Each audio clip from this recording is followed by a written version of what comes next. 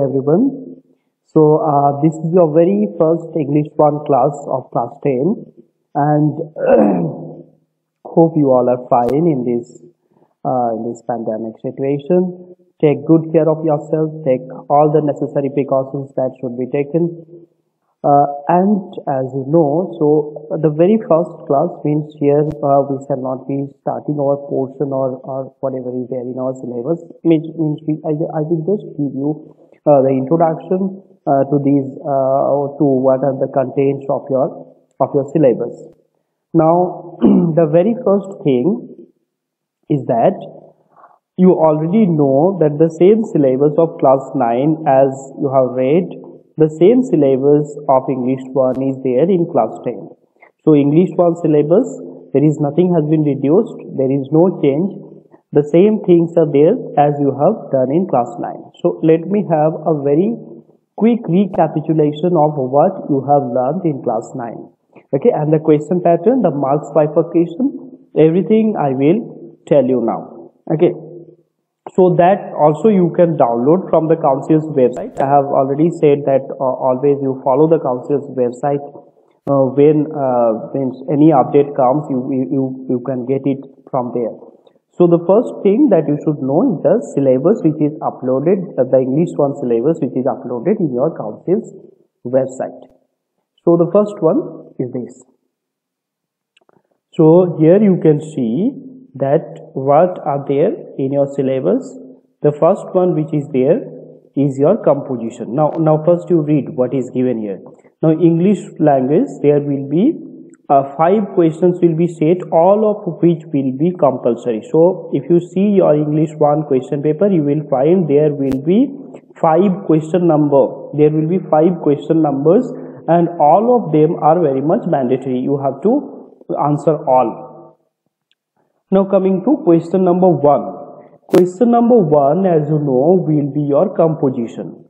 So composition, all the types of compositions and everything has been done in class 9, and again I will be doing all those things from the very beginning. I will do gradually we will do all those things. Now the first thing that you should know when you are going to, today basically I will be telling you about the question pattern. So you will be having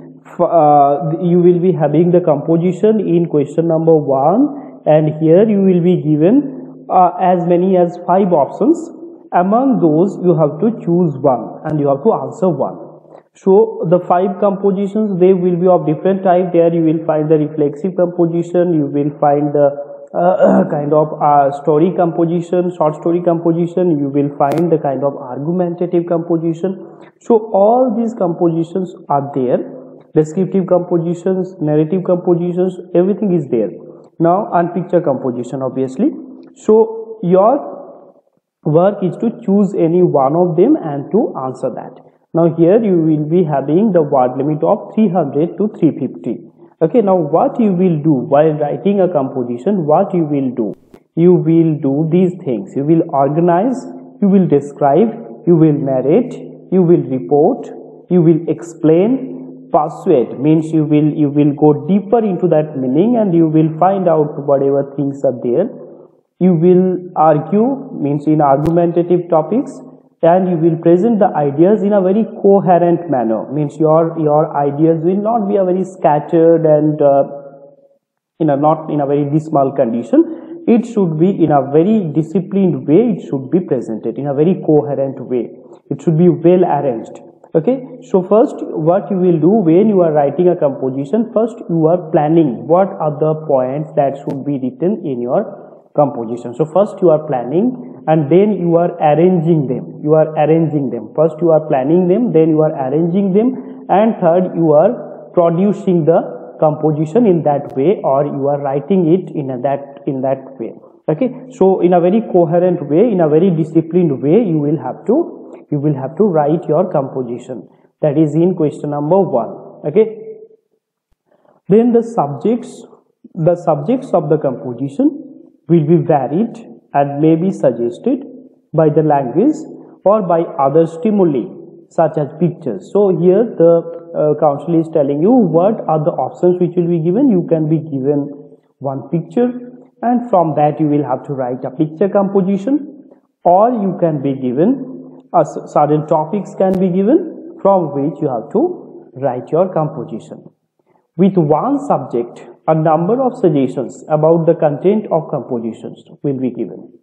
But the use of the suggestions will be optional. A candidate will be free to treat the subject in any way he or she chooses. Means you will appreciate it in your own way. Okay. So there only the topics will be presented, and how, from which perspective you will be presenting that one, that is up to you. But it should be to the point. It should not be means you should not be deviated from what is wanted. You have to, that whatever you are writing and whatever has been asked, there should be a close parity between these two. The organization of subject matter, syntax. Here you can see what are the grammatical things that you have to maintain here. Subject matter, obviously it comes in a writing. Then syntax, or you can say the rubrics of a sentence. You can say the grammatical order of a sentence, how you will be following that one. So that is very much needed in when you are writing in English 1, especially in literature subjects. These subjects, when you are attempting the questions, your grammatical mistakes, you have to be very much careful of that. Then punctuation, obviously you will have to punctuate the sentence properly, otherwise it will become meaningless. If you don't punctuate a sentence properly, it will become meaningless. And the correctness of grammatical appropriate to the mode of treatment required by the subject. So whatever grammar is wanted, suppose the question is given in such a way that it is demanding that you should write it in, suppose you should write it in your in present tense or past tense, but if you write it in future tense, then it will seem meaningless. So that you will have to comprehend the, means whatever has been asked, you have to comprehend the question in the very beginning, and then you have to plan that in this way or that way I'm going to write this answer. Clear? Then comes your this one. Question number 2. Question number 2 is writing letters. Now letter, as you know, in class 10 or in class 9 also, you had two types of letter. What are those? One is a formal letter and another is a friendly letter. I will not say informal, we will say it is friendly letter. So formal letter we write for the official purposes, where the tone of the letter or the tone of the language will be very much formal and will be very much official. And then the friendly letter that we write to our near and dear ones. We write to our friends, we write to our family members. That is what we write in a friendly letter. The structure of all these, or the formats of all these, will be given in your next classes. Gradually we will be doing all those. But today you should just have another glimpse of what are there. Though you already know this, but it should be in a form of a revision, in a form of a recapitulation. We should do this one, that what are the things that you are having in your class 10 English 1. Now then, candidates will be given a specific situation and will be required to write a text or as a notice. Like question number 3 is your notice and email. So these two questions are interrelated with each other, as you know, because the topic which will be given in the notice, the same topic, on the same topic you will be writing the email also. Suppose it has been given that an inter-school football competition is there, you are writing the notice for your school student. At the same time, when you will be composing the email, when you will be writing the email, what you will write?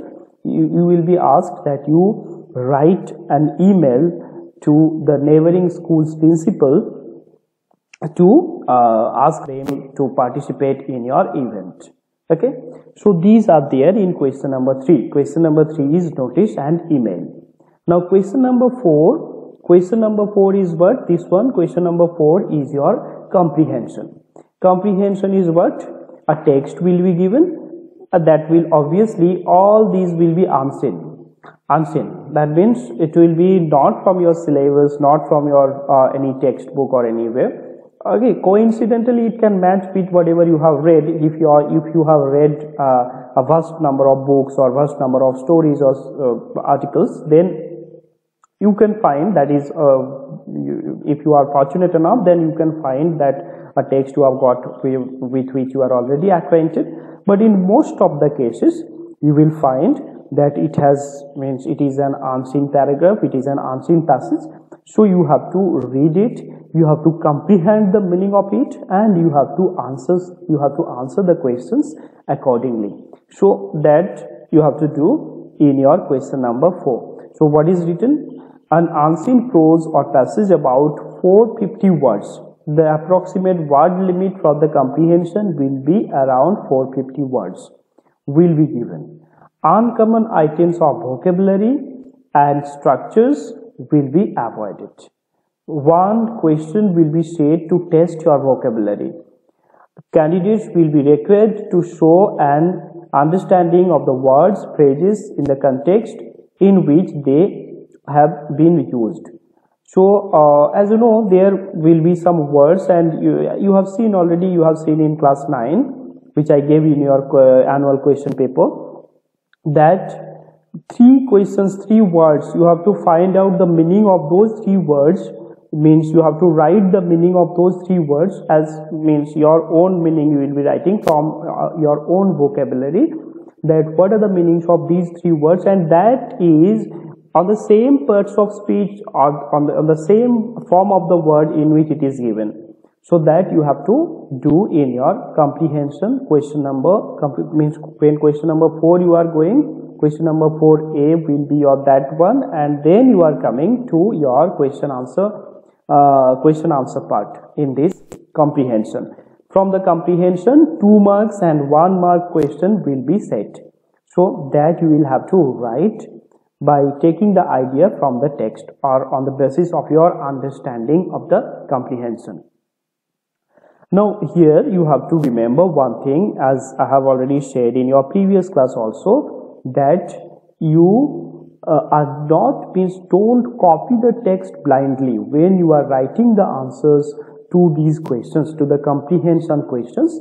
Don't use the words which are there in your comprehension, that means which are given in your comprehension. You try to replace those words with synonym, or you try to write it in a different way, in your own way, with your own words. Okay, so that will have a good impression on the examiner. And then last, in comprehension, it comes like a summary kind of a answer, or kind of an answer, or you can say there will be that grid we had, as you know. So all these things again we will do very soon. Then comes your question number 5. There will be number of short questions to test the candidate's knowledge on functional grammar. Now here your what you know about grammar, what up to this class, whatever you have learned, all these functional things will be there. So that means there is no syllabus here, but obviously we will be doing your total English book. From there, each and every chapter we will do, and from there hopefully you will be benefited from there. Then if any chapter you are having any doubt, any day live class, you will tell me, so I can clarify your doubt.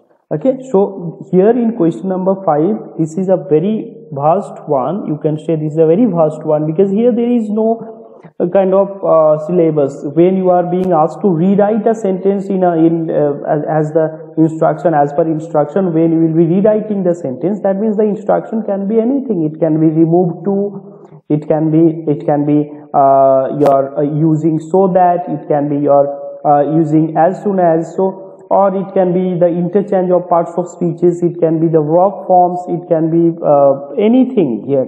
Here there is no limit, so anything can be asked here, and for that you need a very strong base of grammar. That is what you have to do. And obviously whatever chapters you will be facing problem, you ask me in your live class.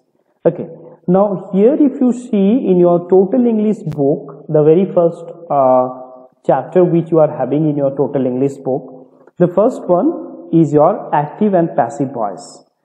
Active and passive voice, though the chapters here you will find, no, they have not synchronized it properly. They have not given the chapters in a proper order. So first I thought then that let us do it in that way, first tense and then voice. Then I thought no, we will do as per whatever is given in your book, because that will be quite kind of messy if we do in that way. So that is why we shall be doing it as it is given in your Total English book. If you open your Total English book, you will find the very first chapter which is there, that is active and passive voice. Active and passive voice, all of you know what are the active and passive voice. Mostly these are actually why active and passive voice are there, these two voices are there, because in one voice, that is in active voice, we give the emphasis on the doer. We give the emphasis on the doer. Here if you see the sentence, the hunter killed the lion. The sentence is the hunter killed the lion. If you see the sentence, you will find that this is the subject, hunter is the subject. Now here the emphasis or the stress is given on this particular word, the doer. Okay, we call it doer. So here on the doer, the stress, or you can say the emphasis is given on the doer. Now if you see the next sentence, when it is being turned into a passive voice, so what is being written here? The lion was killed by the hunter. So here you can see the interchange of the places of subject and object. So subject and object, they are interchanging their place. The subject and object, they are interchanging their place. Okay. So here you can see the interchange of the places of subject and object. Subject has become object of passive voice, and active voice's object has become the subject of passive voice. So this way, active voice gives stress or emphasis on the doer, and passive voice gives emphasis on the work done. So here you can see the emphasis is given on doer, and here the emphasis is given on work done. The emphasis is given on the work done. So this is in a very nutshell, you can remember what is active and passive voice, the function of each. Okay. Now there are some rules when you are changing it from active to passive. So what if the active voice is in simple present tense? What will be the form of that? Do, does, all these will be there. Now in passive voice, we will be doing it am, is, are, and the past participle form of this word do, or whatever word is there in active voice, we will be always, you remember, in passive voice we use the past participle form of a word. We use the past participle form of a word. Now here am, is, are, how you will decide with what will be there in these, that you have to know the persons, and you have to know the numbers. That means the first person, second person, third person, as all those things you have learned in your previous classes, all till class 10, all these things you have learned. So you know the first person I and we, second person you, and third person he, she, they, and all other nouns are third person. And then coming to what are the numbers? The singular numbers only one, and plural number more than one.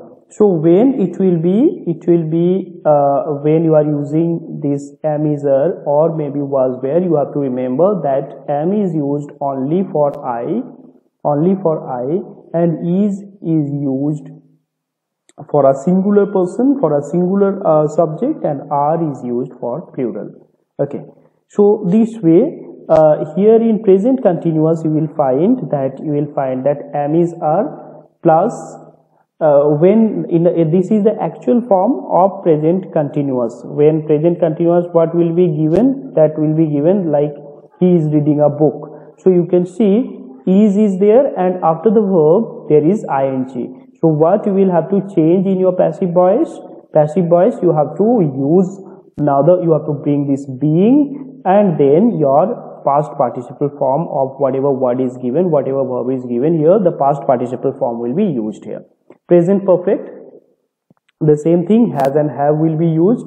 Has will be used for singular, and have will be used for plural. Now here I is an exception. After I we use have. Now here you can see that here the past participle, and here this is the structure of present perfect tense. Active voice actually is denoting what is the actual structure of these tenses. So subject plus have plus past participle. Then here when you are coming, you are using has plus has or have as per the subject which is given, and then you are using been. Okay, and then you are using past participle. Simple past, did is given, or maybe sometimes you will find the past form of a word is given, past form of a verb is given. Now accordingly you will change subject plus was or where will be decided as per the subject which is there, and then past participle form of it. Past continuous, this is the form of past continuous, actually active voice.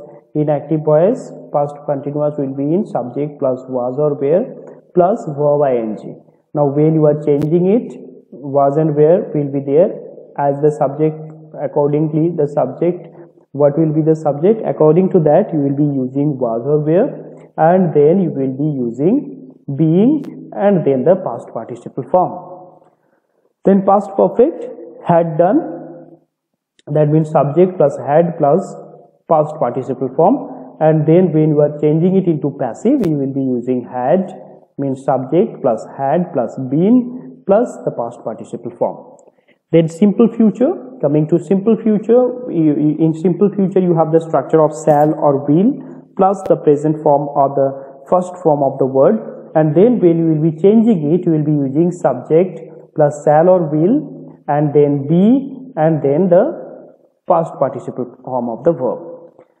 Okay, then future perfect, will or shall have done, that means subject plus will have or shall have, and then will be the past participle form in active voice.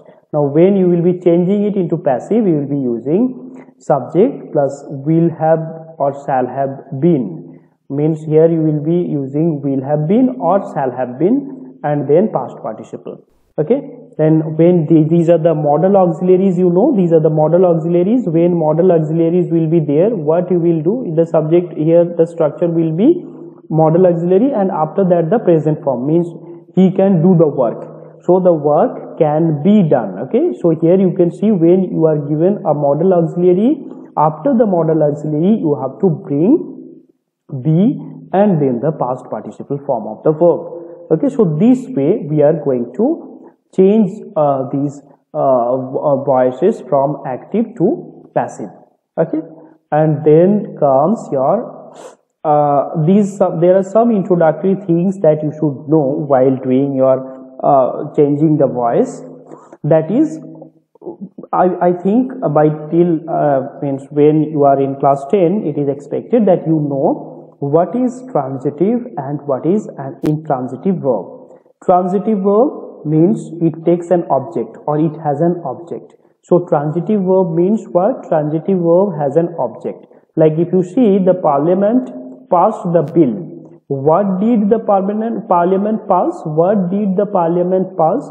Then you will get the answer, the bill. Okay, so that means what?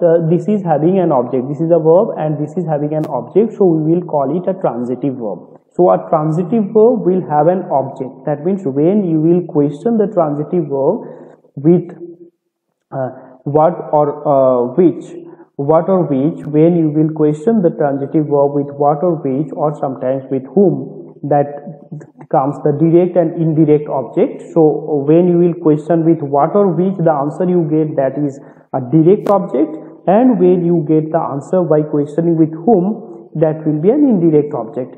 Now here you should remember that transitive verb takes an object and intransitive verb doesn't have an object. Intransitive verb doesn't have an object, and transitive verbs, these are the verbs which will be having an object. One object, mandatorily one object, and there can be more objects also.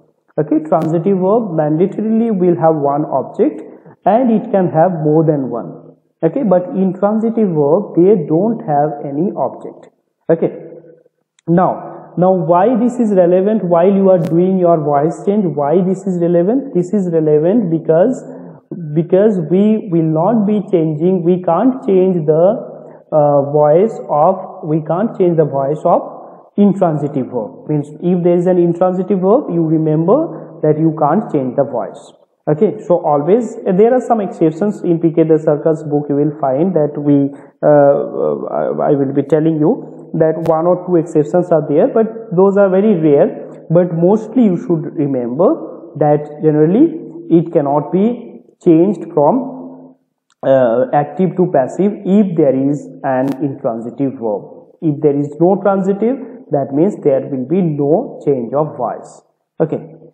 Now both these sentences express some idea, but in a different ways. The verb past changes to was past. Now this one, as you have known earlier, now only I have said that if the sentence is in simple past, so this is in simple past. So if the sentence is in simple past, what you will do? You will change it in this way. Here, if the subject is singular, then was will be brought. If the subject is plural, then we will bring were. So here you can see the subject is singular, so we have brought was, and then the third form or the past participle form of the verb which is given. So here past is the third form or the past participle form of this word, and then here you have to bring by. See this rule. The preposition by is used to indicate the doer of the action in the second sentence. That means in the passive voice you need this preposition by. So it's another question you may ask me, that whether it's always by will be used. No, there are some appropriate prepositions, like if you say that I know that person, that means when you will be changing it into your passive voice, what you will write? That person is known to me, because we know after known we use the appropriate preposition which is to. Okay, so you will be using here he is known to me.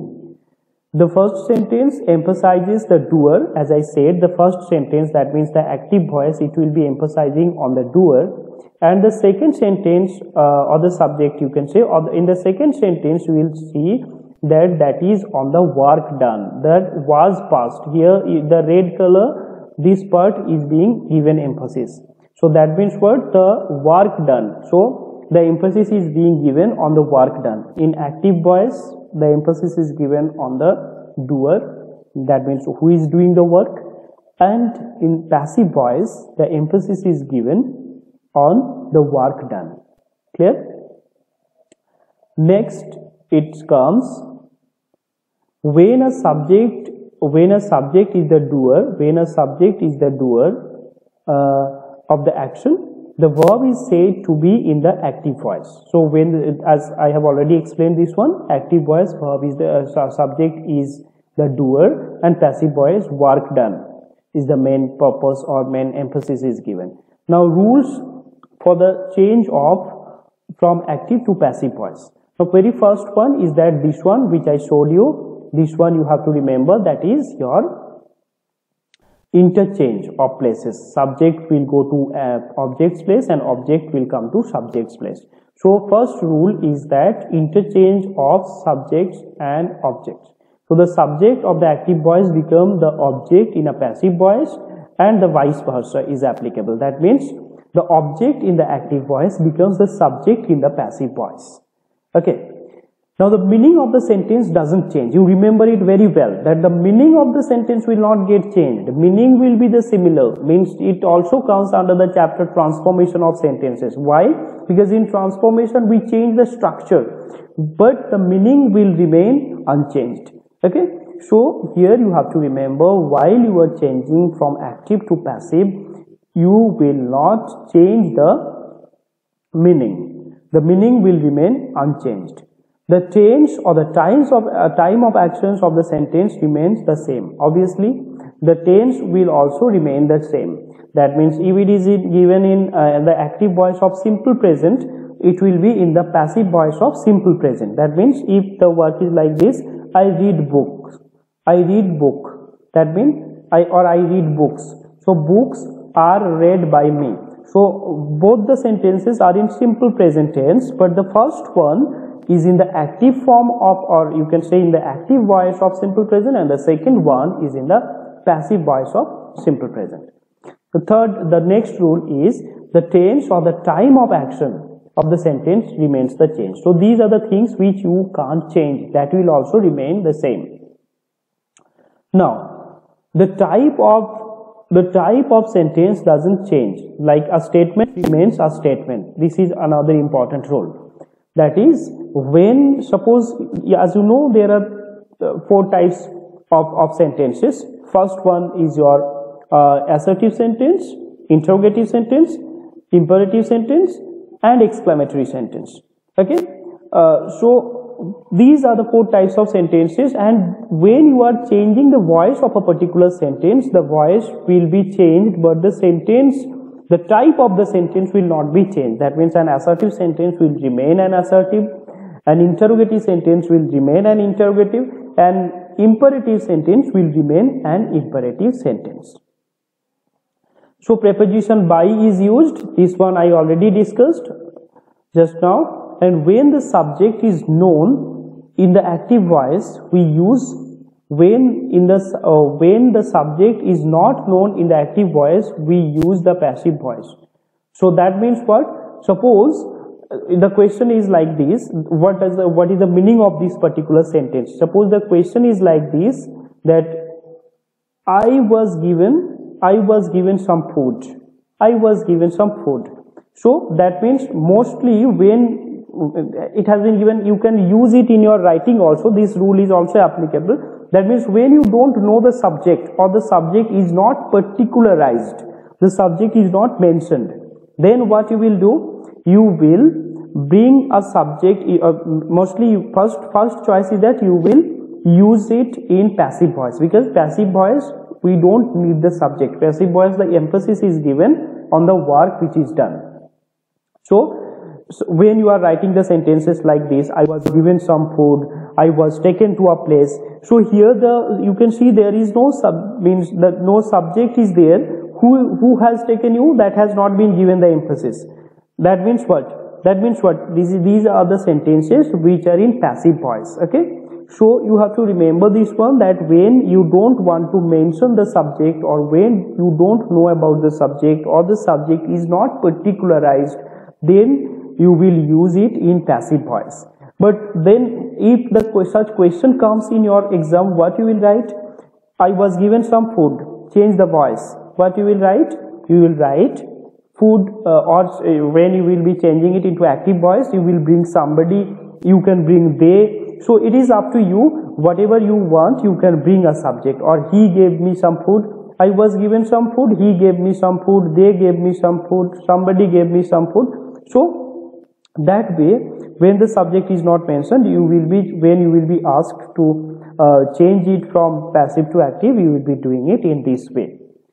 Okay. Now the next question, next point is that when the verb is changed from the active to passive voice, the object of the transitive verb becomes the subject of the verb. That we have already done, the interchange. Therefore, only transitive verbs can be used. This one already I have discussed, that only the transitive verbs will be used, and intransitive verbs without an object will not be used in passive voice. So, active voice, or when you are doing the change of voice, you have to remember that only the verbs which are transitive verbs, only with the verbs which are transitive verbs, their voice can be changed. But the passive means the intransitive verbs voice you cannot change. Okay. Then what are there? More rules on changing these sentences. What are the more rules? In case of comments, that means when this is an imperative sentence, what you will do if this is an imperative sentence? An imperative sentence, if an imperative sentence is there, in case of comments, we follow the structure let plus subject plus be plus past participle. So this is applicable for what kind of sentences? This is applicable for imperative sentences. This is applicable for imperative sentences. Now in imperative sentences, what you do? Suppose this is given, shut the door. So when this is given, shut the door, what will be your answer? That let the door be shut. So this structure is given: let plus subject plus be plus past participle. Okay, you remember this one: let plus subject plus be plus past participle. Okay, so shut the door, let the door be shut. So imperative sentence, the voice change will be done in this way. And another rule also is there, but we are not going to follow that one. Also you can use it in this way: you are requested to shut the door, but better to follow this one, and I want that you should follow this. Okay. Next one, in case of the action doesn't affect the object but remains limited to the subject, please help them. You are requested to help them. So in these cases you can write here. So when the instruction is a common instruction, means here you see I am not saying that you please help them. So that time when the subject, when the action when the action doesn't affect the object, when the action doesn't affect the object, whatever the subject is, the object will remain the same. You understand this one? Whatever the subject is, whether if I say you please help them, or if I say Ram please help them, so anybody, if anybody I say, this particular object will remain same, that help them, or help is the verb and them, this particular object will remain the same. So in these cases we will be using you are requested, but these are very rare, so we need, basically we need this one. Okay, then in case of an interrogative sentence, I think in class 9 I gave you a long 2 classes, 2-3 classes were given on these interrogative sentences voice change, because here you should know that interrogative sentence here means there are 2 types of interrogative sentences. So these 2 types you should know. One is your yes no question and another is your WH question. So these you should know, that what are the yes no questions and what are the WH questions. Yes no questions are the questions, yes no questions are the questions of answers to which you can get with either yes or no, and WH questions are the questions. WH questions are the questions where you are using the WH word and you expect that who will give the reply, he will give you certain description of something or certain information of something.